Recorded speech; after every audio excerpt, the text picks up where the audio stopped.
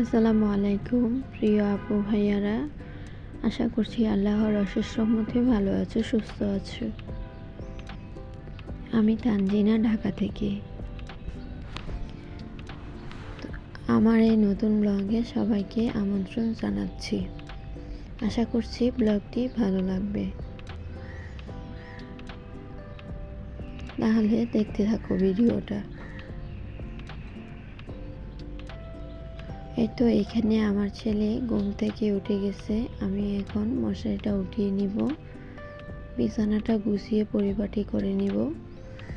তো এই তো দেখো আমার ছেলে উঠে বসে আছে।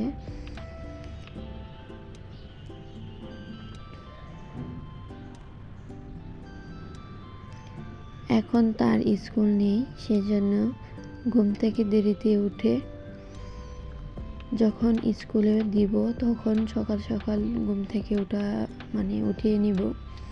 এখন যেহেতু ওর এত পড়াশোনার চাপ নাই, সেজন্য সকালে ডাকাডাকি করি না, ওর মন মতো ঘুম থেকে ঘুমিয়ে উঠে। এখন বসে আছে, দেখতেছে আমি এগুলো বোঝাচ্ছি।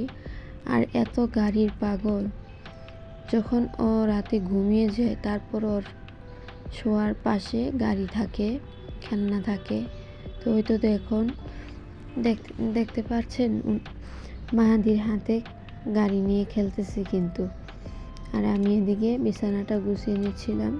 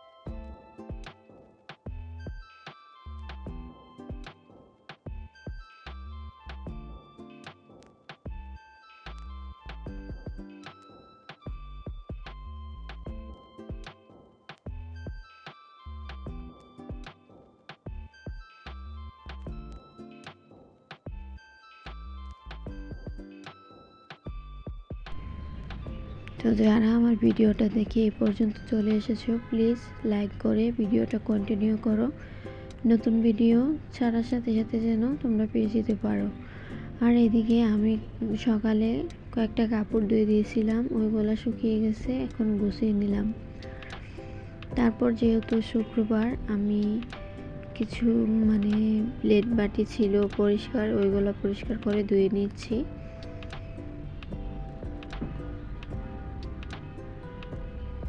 তবে কি যেন আমি যখন ভয়েস ওভার করি সকালে, যেন কোনো শব্দ না আসে। রাতে দিলেও শব্দ আসে, রাস্তার পাশে বাসা, অনেক শব্দ আসে। তোমরা এটাকে একটু করে নিও, কারণ শব্দ তো আসবে। যেহেতু দিনের বেলা আমি ভয়েস দেই, রাতেও তেমন দেওয়া যায় না, মাহাদি থাকে। আর এই টাইমে মাহাদি ঘুমিয়ে থাকে, সেজন্য আমি ভয়েসটা দিই। তারপর বাহিরের অনেক শব্দ আসে,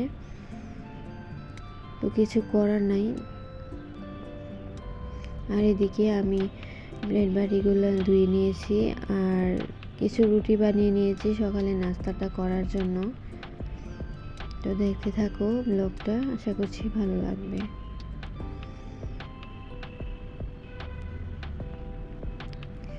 আর এদিকে হচ্ছে আমি মাহাদিকে নিয়ে যাচ্ছিলাম দোকানে, ওর বাবার কাছে। প্রত্যেক সপ্তাহে একবার নামাজে যায় মসজিদে, শুক্রবারে জুম্মা পড়ার জন্য। তো সেই জন্য ওকে ওর বাবার কাছে দিয়ে আসতে যাচ্ছিলাম। আর সিঁড়ি দিয়ে নামার সময় মাহাদি অনেকটাই মজা করতেছিল। আর বাচ্চারা বাইরে গেলে ওরা ভালো লাগে, মজা করে, অন্যরকম একটা আনন্দ করে।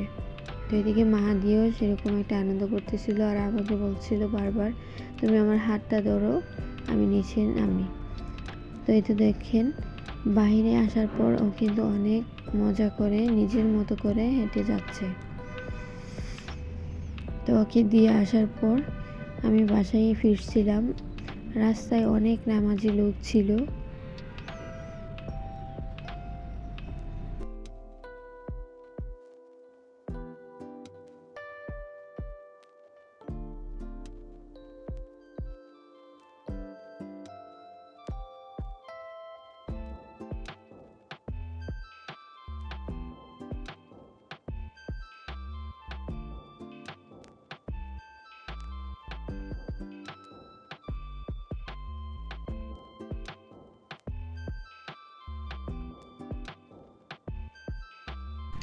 এদিকে একটু ঘরোয়াভাবে আমি বিরিয়ানি রান্না করছিলাম, কারণ এত মশলা দিব না, অল্প মশলা দিয়ে বিরিয়ানিটা করব, না হলে মাহাদি খেতে পারবে না জাল হলে।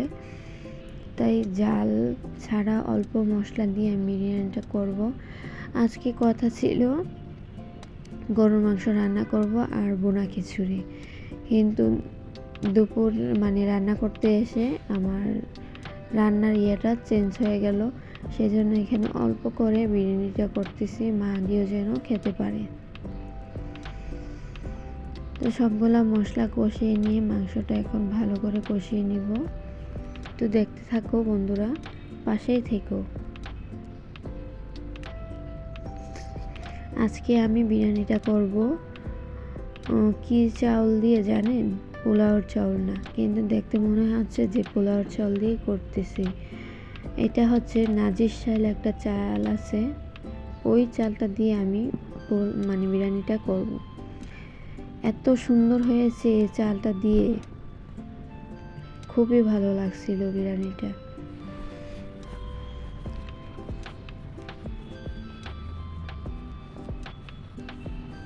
তো উপর থেকে আমি কিছু বেরেস্তা দিয়ে দিচ্ছিলাম সুন্দর দেখানোর জন্য।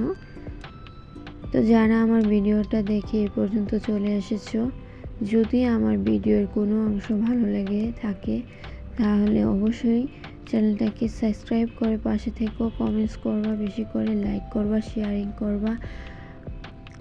ভিডিওটা আজকে শেষ করছি। ভালো থেকো, সুস্থ থেকো, আল্লাহ হাফেজ।